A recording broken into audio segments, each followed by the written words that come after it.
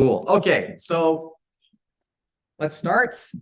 This year's a little bit different than previous years because it used to be the 1 hour lecture, then the 2 hour lecture. So all of my lectures were designed with that time frame in mind. So anyway, this year's there may be some weird cut points in my lectures for that reason.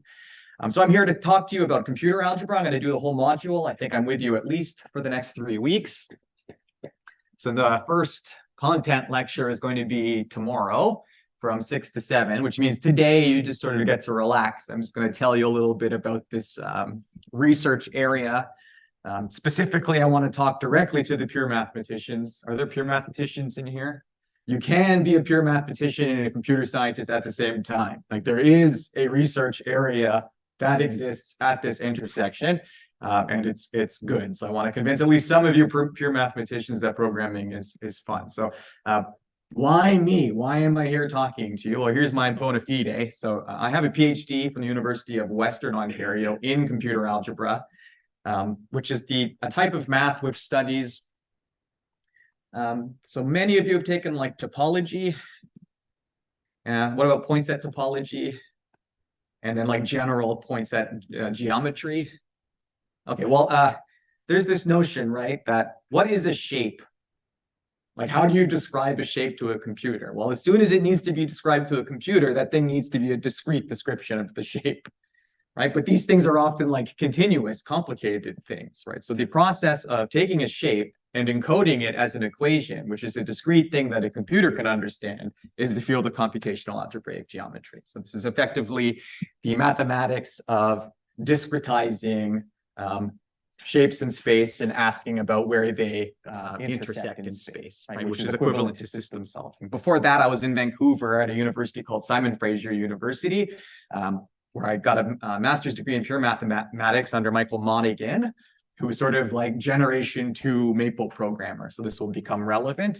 And before that, I was at McMaster University, sort of called this Harvard North, studying pure mathematics, where I did algebra and computer science. So we don't really have these like dual degree programs in Canada. So here, this would be called like a dual math and CS degree. So for a long time, I've been studying logic, algebra, and computer science. In particular, all of my research and the people who were paying my bills while I was studying was a company called MapleSoft, who exists in Waterloo. They're semi-recently sold to a Japanese company who basically has Maple do a lot of work about simulating airflow about cars. I think they're working for Mazda or Toyota or one of those companies. So I just want to give you a little bit of a demonstration of the software package that I was working for throughout my whole post-undergraduate career. So what I'm going to show you is just like a tiny, tiny, tiny corner of this Maple system, right? It does a lot more than what I'm just going to show you today. It looks a lot prettier than this. I sort of reverted this Maple back to how it looked like back in the 1980s because that's what I was used to programming, and I don't like the 2D input. That kind of confuses me. But just to preempt marketing from sending me an email yelling at me, like Maple looks prettier than this, although I see beauty in like this sort of one-dimensional type of input. Now, the fundamental object of this system is the polynomial, which is much different than you may have encountered, right? So what's the fundamental object of MATLAB, you would say? But what do we fill them with? Floats, right? I think the fundamental objects of numerical systems are floating point numbers, right? Once you hit the floor, that's what you get. So what I'm saying here is that what we're going to replace floats with are polynomials. A polynomial in a computer algebra system is what is the most fundamental object to manipulate. So the first thing I want to show you is, yes, we have polynomials in this system. So here's a random one of degree 7 with 1, 2, 3, 4 non-zero terms. Here's another one. It has degree 5. It has 3, 5, 6 non-zero terms, and we can do things like divide them or expand them. What do you think it means to simplify something? I hate this command for this reason. We call this the magic command at the company. Isn't that what the thing above did? But I like that answer. That's a good answer. I think, well, do you know what the term canonical It's like one of my least favorite pieces of terminology in mathematics. That's when you try to give a object some type of standard form, right? So its canonical form is if you have an equivalence class, you designate one of the members of that equivalence class to be like the stand-in for like everything, right? So if you're working like mod 7, you have the numbers 0 through 6. You don't really have 8. That's like 1, right? So an expanded polynomial is going to be in a canonical form. If you expand it and collect it, why not, right? So I actually was told, don't ever simplify, expand, right? So that was the correct answer. What do you think people would want simplify to be as like commercial users of this system? Factoring it. So there, you can see that it factored this, right? But to say that that subsequent thing is simpler than the thing that came before it, it's like all up to interpretation, right? So simplify just does a bunch of heuristics, but I would say to take a polynomial and to factor it, that's useful, right? Because usually what we want to pick up from these polynomials is where their zeros are, where their roots are. And the easiest way to pick up their roots is to simply factor it. This is why you learned how to do the quadratic equation, right? Or the cubic equation. So we can do calculus. How hard do you think it would be to implement derivatives? Who's taken 3400 with me? No, just 2 of you. Okay, so these gentlemen took a course in functional programming with me where I introduced the polynomials into the system for the purposes of demonstrating that to take a derivative is like 4 lines of code, right? It's like, what's the derivative of ax to the n?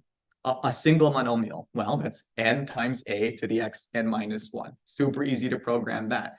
What's the derivative of the sum of 2 polynomials? The derivatives of the individual polynomials. So that's a recursive call that gets you smaller. What's the derivative of a product of polynomials?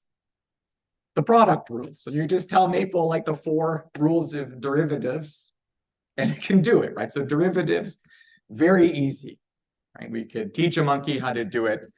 Back when I was teaching undergraduate calculus, it felt like I was teaching monkeys how to take derivatives, but that's the easy direction, right?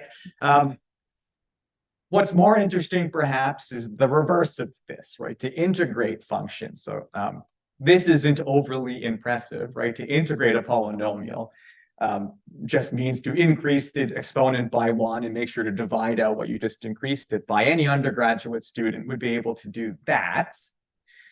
But what about f over g? Who among you would be able to take the integral of this, at least quickly? Who knows, right? But this is exactly why we want computer algebra systems, right? Well, what do they teach you in calculus, like to approach this? It's basically like, here's all the heuristics, try them, and if one of the heuristic fails, go do the next heuristic. And by the way, just because a heuristic fails may not mean that that heuristic didn't work. You may just have to have done some clever substitution in order to make it work, right? So this is the sad part about the end of calculus, is telling students that most integrals you won't be able to do. Like, we just spent like a full year teaching you how to do all of these things, and actually just do it numerically, right? Is what science more or less has to do. Okay, so I'm going to show you the integral of this quotient, and it's going to look different probably than anything else you've seen, like from a numerical system. That's the integral. So what does this integral say? Well, it's those few leading terms, right? Just regular polynomial. You want your mouse. See, now my lectures have cameos, so I'm really, really happy about that. Apparently, if you get $1 million, you can get Snoop Dogg to cameo in anything, right? So it is my objective to have Snoop Dogg cameo in one of my lectures. Okay, anyways, let's look back at this integral though. So these were just sort of, so when you have a quotient, right, the first thing you have to do is a synthetic division. We're going to talk about that. So those are the first terms, right? The whole part of that fraction. This is the fraction part of the integral, which is tougher. So let's try to read what this says. This is saying the integral of f over g when you integrate with respect to x is this. And this part is the sum of these terms where each of these underscore r are roots of this polynomial. I know that seems strange, but this makes Pure mathematicians should be totally fine with this, right? Doing these sums over sets where you may not actually get to construct them, right? This is the difference between something existing and something being constructional. So in my field, we're really interested about things being constructional, because if you can't construct them, then there's no algorithm to produce it. So one of the first laboratories I worked at was the CECM, the Center for Experimental and Constructional Mathematics, right? So it was all about getting irritated at pure mathematicians for saying things like, let's just shift the whole thing to the origin, right? So all the math becomes easier. Well, okay, that's easy to do theoretically, right? But if you actually need to shift something to the origin, that may actually be a very expensive arithmetic command. So anyway, this is how we'd express the integral back. Now, if you say, that's not really useful to me, I want an integral, or at least I want something numeric. Well, this is the interplay between sort of these symbolic systems and the numerical solvers now. So now I can sort of say, look, this is as far as I can take you symbolically. And in fact, this is an exact answer to the integral. Doing anything to this is going to make it inexact, right? Because imagine, like, how can you represent the square root of 2 in MATLAB? Can you? Can you represent even the fraction 1/3? Right, so those are pretty huge deficiencies of the system that's supposed to be doing exact math. It's like, what do you mean you can't even do fractions? And it's like, well, we can't.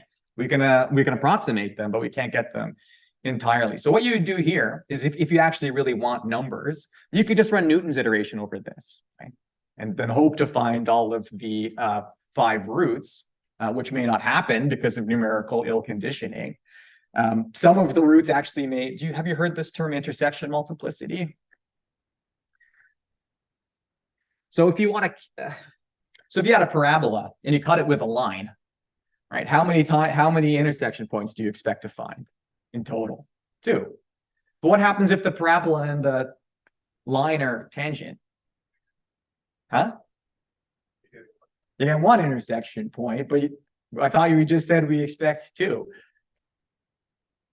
So what we do in that situation is say that intersection at that tangent counts twice, because it has an intersection multiplicity of 2, right? So the precise statement here is that the weighted sum of the intersections, weighted by their intersection multiplicity, will sum to the product of the degrees, right? So that's just a fancy way of saying, using the intersection multiplicity, you can actually confirm that you found all of the solutions, right? Because if numerically we only pulled 4 solutions out of there, you may be ripping your hair out saying, but there should be one more. Right? So we can actually designate one of them as being sort of doubly important, right? So this is something that you have to pay attention to. I have one student who wants to do more integration. We're actually thinking of doing integrals for this module, but in all honesty, it's very much in the weeds type of math, right? So you know partial fractions expansions? Right, so I can expand and I can simplify, right? So the strategy for doing integration in a computer algebra system is to take your rational polynomial. We don't really care about the non-rational ones, so they're easy to integrate. And then you do a really long partial fraction expansion, like as much as you can. Those individual integrals should be logs. You do all the integrals, reverse the logs, so we know how to do that. You're left with some really complicated expression which you just simplify back, right? So that's the procedure to do symbolic integration, with the asterisk that you also pass it through all of the manual heuristics that we've taught in calculus. We say if it's signed, then it goes to coast. Like you also give it some enormous lookup table for doing these integrals. You know, that's how they used to do integrals. Have you ever seen one of these books? Yeah, so my father's from the old country. He studied in like Europe. And he has all of these books, and the books are like hundreds of pages of just integral identities. No writing, just like, 787. This is how I did this integral. So they're quite useful actually, but it's better to put it into a lookup table and have a computer look it up. Okay, so let's do some of the sexier stuff that the marketing would be furious with me for not showing you. Like we can of course do things like plots, right? 2D plots are not that hard to do. But the 3D plots, where we start getting shading and stuff like that, this is where it sort of gets a little bit more complicated, right? So we can do, this is a plot, 3D plots. in the regular sort of Cartesian space, we can also change our coordinate system if we want. So I can plot something in this spherical coordinate system. You sort of get this weird, infinitely looping 3D spiral into itself, which is pretty cool. Let's take a look at this equation. What happened here? Oh, stop. Okay, I'll just leave it there. So this is one of my favorite commands, this implicit plot 3D. And there's a 3D plot, which sort of looks more jagged than the one before. So why am I saying that this is my favorite? Study this equation here. So this is the plot of the equation x cubed plus y cubed plus z cubed plus 1 is equal to x plus y plus z plus 1 cubed. What's different about this than something like this?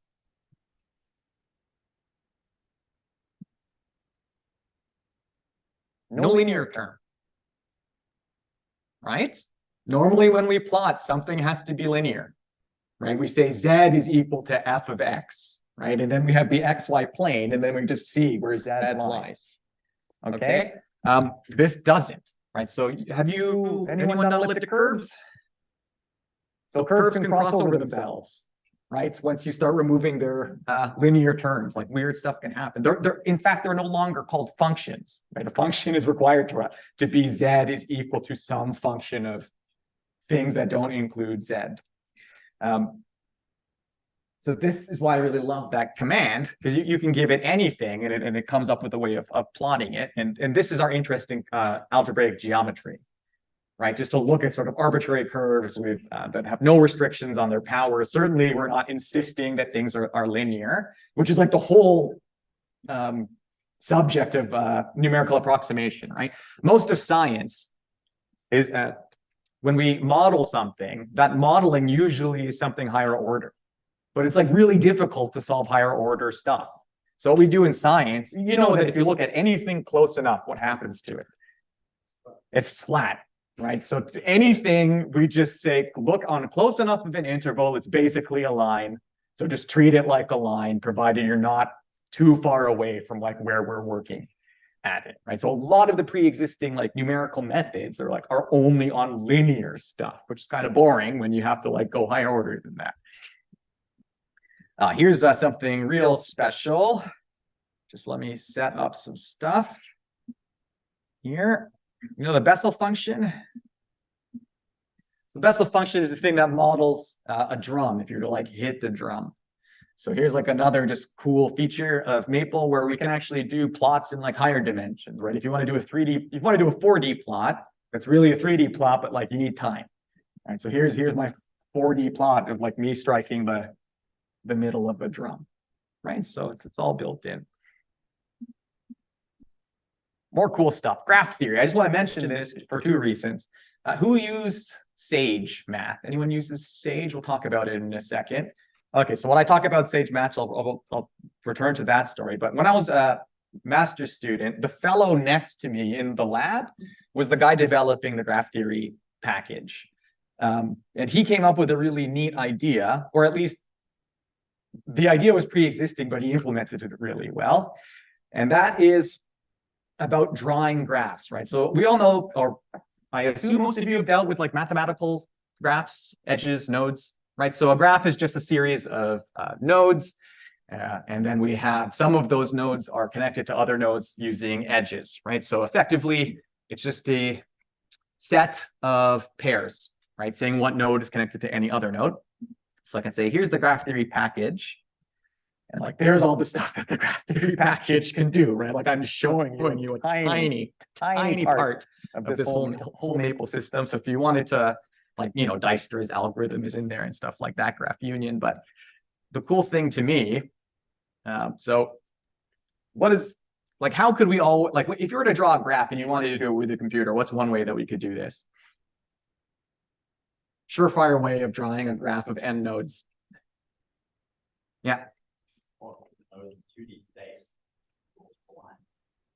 Well, all descriptions of the graph are going to sort of be that, but like I'm asking sort of more specifically, like where in space are we drawing those nodes? Yes, sir. An n-gon, yeah. So yeah, you inscribe these things on an n-gon, and then you just draw their edges like in between them, and you get something like this. Okay, but like so who took graph theory? Anyone? No. Well, okay, I took graph theory, and we would never draw a graph like this. It just wouldn't happen. Like you want some sort of, there's always some nicer way of arranging these things. Now, it's a cool type of philosophy here. If you imagine a graph, the nodes are like real physical points in space, and I connect them together with springs. And then I take that and go, it will eventually stabilize, right?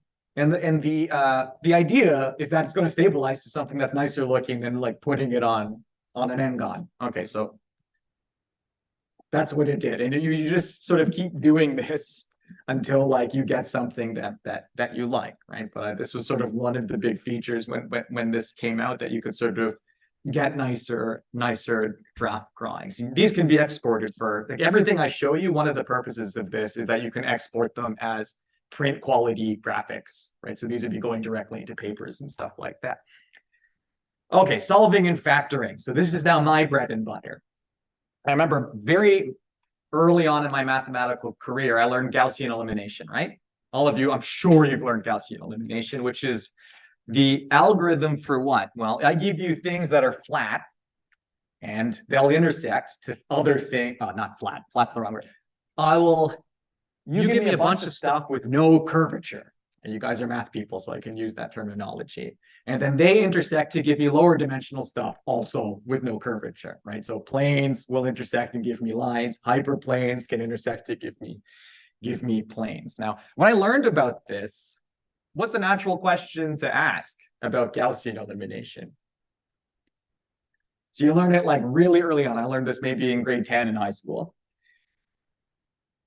Good mathematicians ask what about anything they're shown?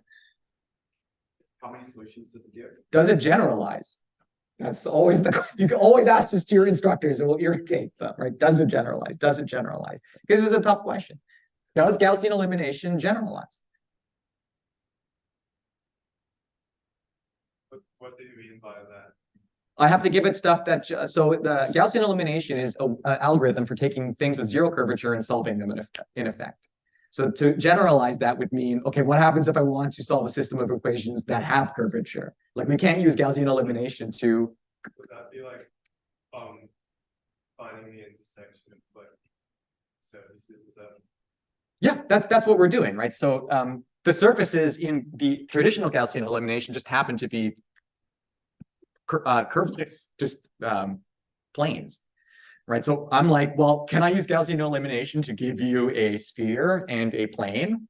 So if I give you a sphere and a plane, and we cut those two things, and it's not, we don't miss, and we're not a tangent intersection, what do you expect to get? The circle.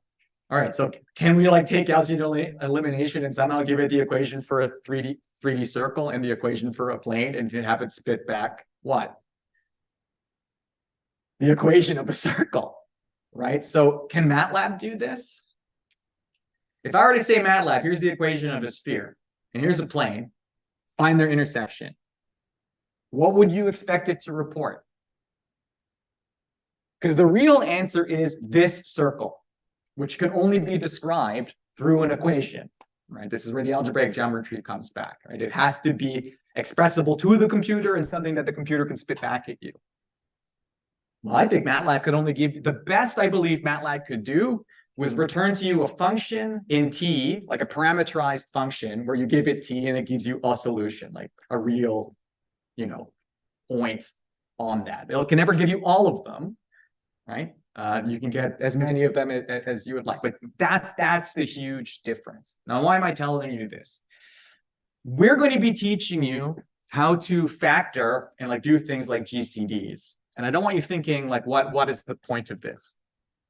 If you were to factor something, like what is factoring sort of equivalent to in this context? If I say, I have expanded F, let me remove some of this output. No, I forgot how to do it. Okay, and I solve it, right? So these are the solutions to that polynomial of degree 6. And why, let's remind ourselves, like, why do we even have to do work here? If it was a quadratic, we get it in constant time because there's a closed form for the solution. So for cubic, so for quartic. Is there a quintic closed form for, why not? Galois, my favorite mathematician. So Galois demonstrated that there's no closed forms for the syntec equations or higher.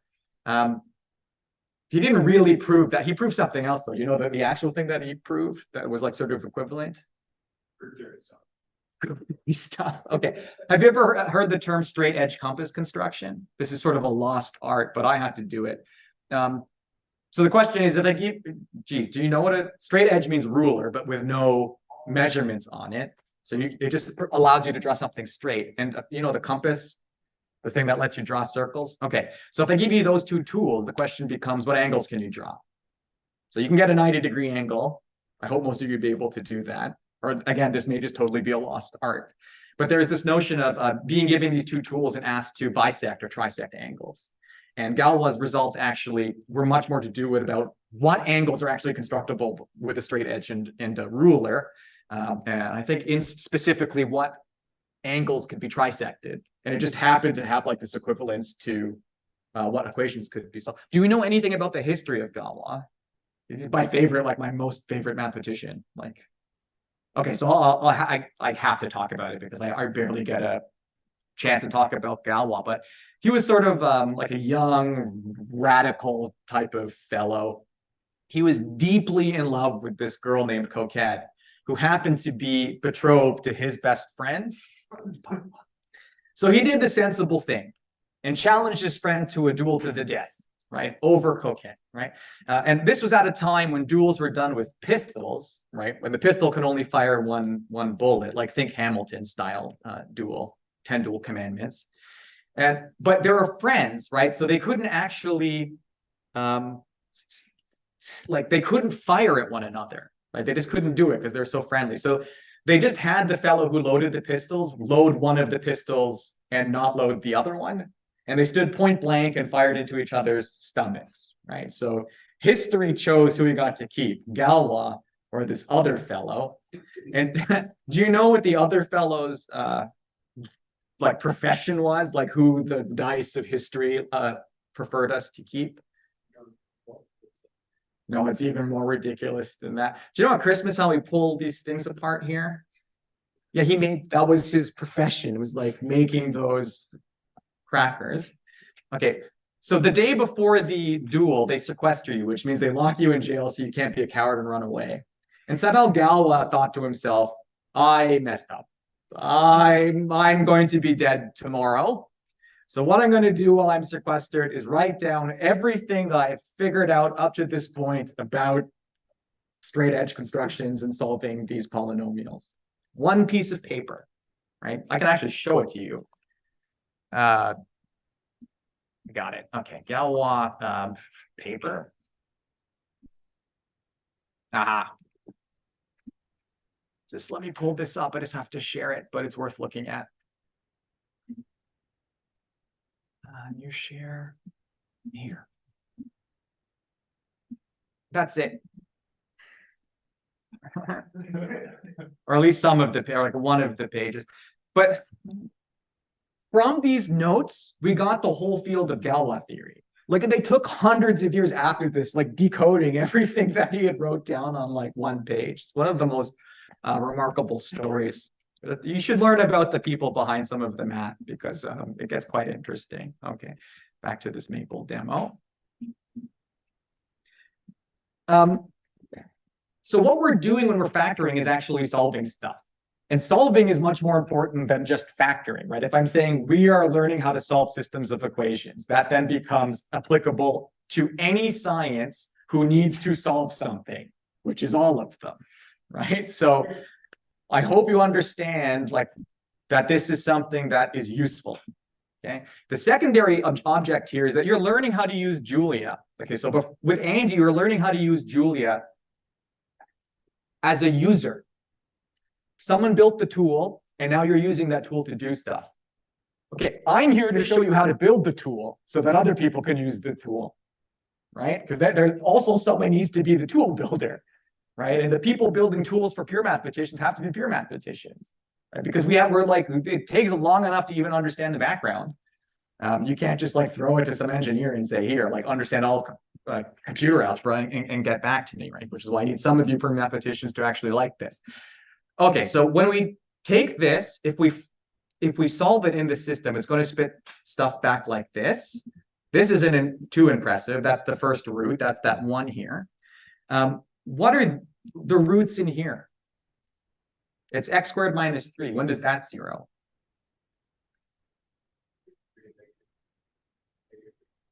Yeah, plus minus root 3. How is root 3 represented in Maple? Well, as the root of 3, a symbol, hence symbolic computation. It seems weird that we're just saying the square root of 3 is the square root of 3, but that's what it is. The square root of 3 isn't a number. The square root of 3 is a property. What is the square root of 3? Well, it's the number that zeroes out that polynomial. It's minimal polynomial, if you know that terminology. Right? So this is what I'm saying. Like this is a number to a computer algebraist. Right? What are the numbers that we have if I'm saying the only numbers that we can utilize are those that are roots of polynomials? Those numbers have a specific name. The algebraic numbers, right? So by using polynomials instead of numbers, I've extended our number system in Maple from integers to the algebraic numbers. So not simply things like square root of 3, but things like the square root of the square root of the square root of 3, right? Things that would be hopeless for numerical systems to provide for us, okay?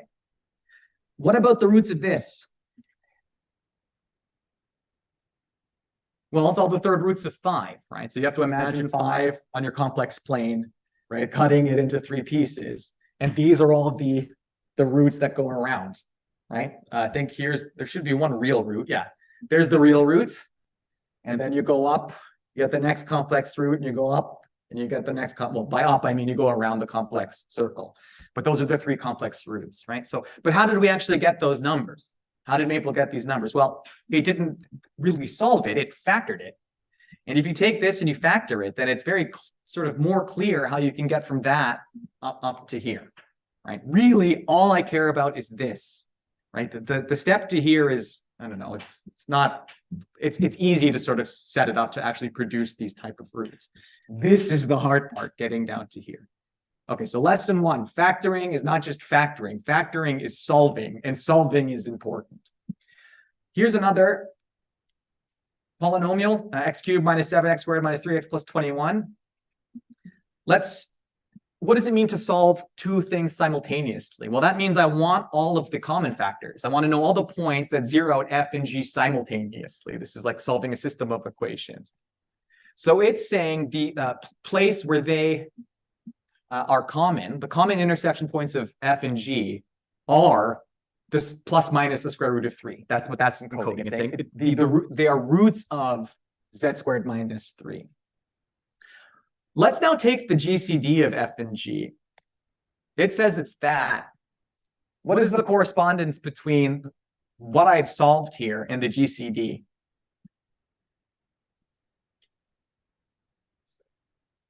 It's the same. So when we're finding, and GCD means greatest common denominator. I assume that's well known, right? Yeah. Why did solve take so much longer than GCD? Well, because it's trying a bunch of other stuff. Solve is another one of these magic things that I would never actually use. Because it's not context aware that like what's it's receiving. Like you could solve anything, like anything that you represent in Maple can go to the solve routine. That's one of the problems. So we would never do it like this. But okay, the GCD then is a tool that actually tells you where the common intersection point of 2 curves are. So I'm teaching you how to factor, which solves single polynomials. And I'm teaching you how to take GCDs, which is a tool which, given a set of polynomials, tells you where their common points of intersection are. So these 2 tools together means what? We can solve systems of polynomials, right? We just find their GCD, and then we factor that GCD, and then read off the common roots. Okay, so you're not just doing simple stuff like this. We are learning how to generalize Gaussian elimination, right? Which is something that always fascinated me. Like how, like I knew from a very young age that like solving systems of equations is something interesting, because I had to work it out by hand, and there didn't seem to be an algorithm, and that seemed to be crazy to me. How can there be an algorithm for doing this when this is lines, but not when they're not lines? And I eventually learned the answer, but it took me a long, long time. I didn't know the answer to that question until I was out of my dissertation. So it's not easy to generalize Gaussian elimination. Well, let's talk about it a little bit.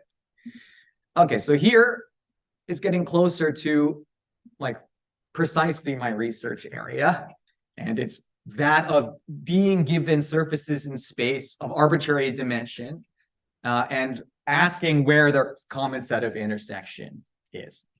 Okay, so here, this used to, I think this is called OJICA. Like some of these systems of equations are so popular, they have names. But effectively, the square just moves from one term to another. So we have x squared plus y plus z minus 1, x plus y squared plus z minus 1, x plus y plus z squared minus 1. And we get these set of equations. And if I implicit plot this, right, those are all of the curves plotted in space. I want to know where their intersection is in space.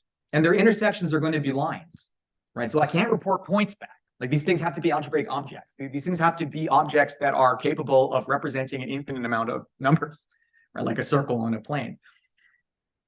Okay, so the first way of doing this was through Grobner basis. And this is a fairly recent technology, like developed in the 70s by a Austrian fellow named Buchberger, who recently won an award for being the most important Austrian, right? This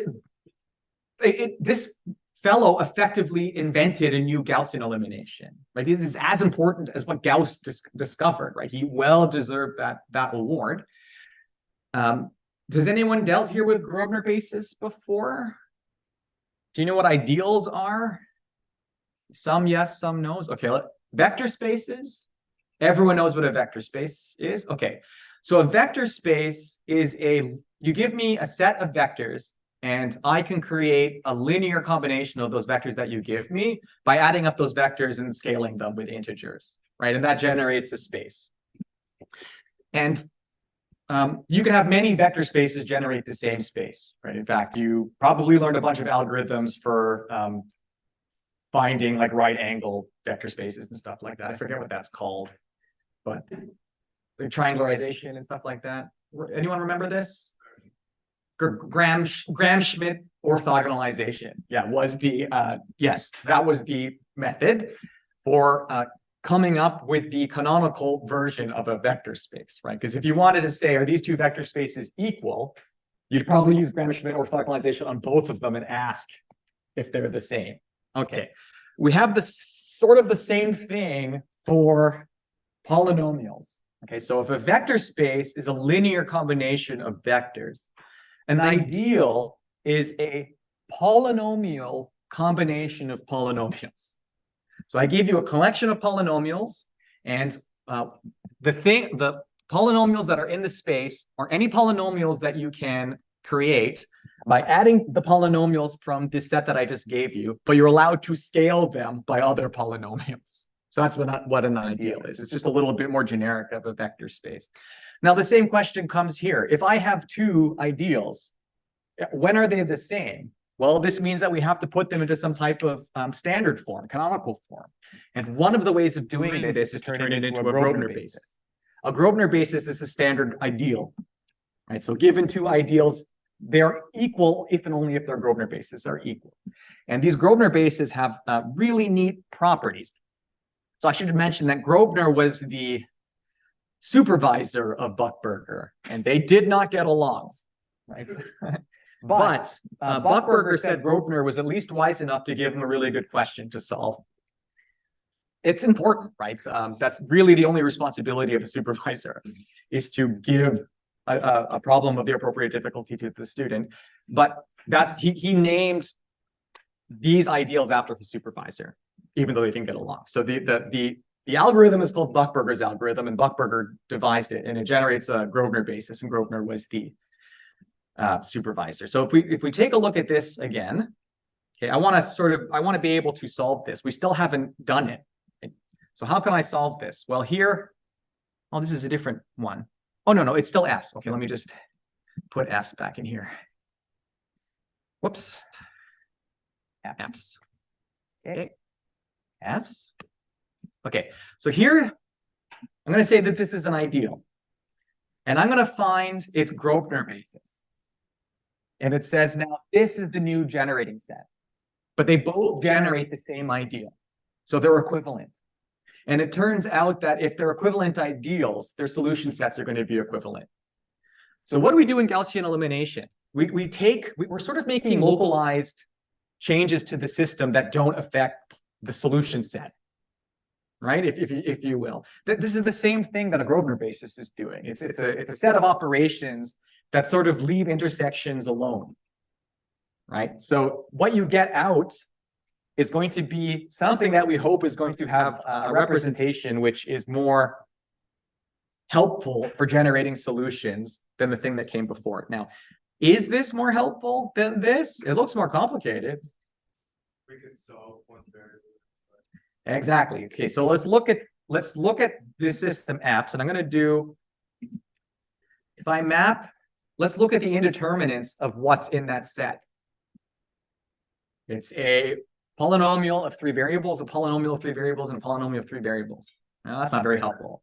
What about the Grobner basis that was generated? Well, it's a polynomial in 1 variable, then 2 polynomials in 2 variables, and then 1 polynomial in 3 variables. Why is this one better? What kind of property does it admit? Back substitution, right? We've isolated one of the variables. We can determine its value. What is the value of z in this case? Exactly. I'll send you to Maple tomorrow. You're ready. Yeah, it's this.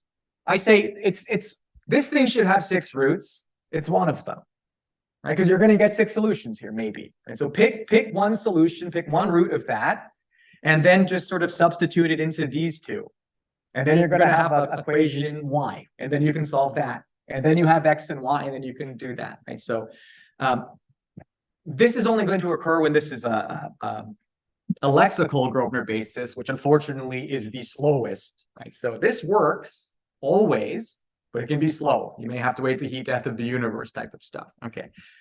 So that's what Buckberger did. This is what I did, or at least this was the lab that I worked in. So we did something else. Okay, I have to remove this output because it's spoilers the whole way. Okay. There should be removed. I can't, like, every other thing I can search, but not Maple. There's here. Okay, so back to regular chains. So this was the lab that I worked in. So the laboratory I was working at the University of Western Ontario was like specifically focused on doing system solving. Now, here's the same system from before, and I'm saying from, okay, I just have to make sure to execute some of this. Here's the Grobner basis. Yeah, and then like, so to say that you need to go now get a root of that first thing, this may be and is in fact really, the engineers don't like this. Engineers and scientists don't like this. For me as a pure mathematician, I'm like, what's wrong with this? This is perfect, right? You have all the exact solutions, but people from the real world need actual solutions to things. Okay, so we developed a object called a regular chain, which is like a Grobner basis. But it's like Grobner bases plus factoring, but like you're factoring the set of equations rather than individual things. And I'll show you the outcome of that. Obviously, this is the purpose of your project will be to implement factoring for univariate polynomials using some techniques to make it faster, right? So this is well beyond what we're going to have to be worried about, but you should know that these tools do in fact exist. So I'm going to show you what our technology produces for a solution to this. And you can tell me if you like it better or not.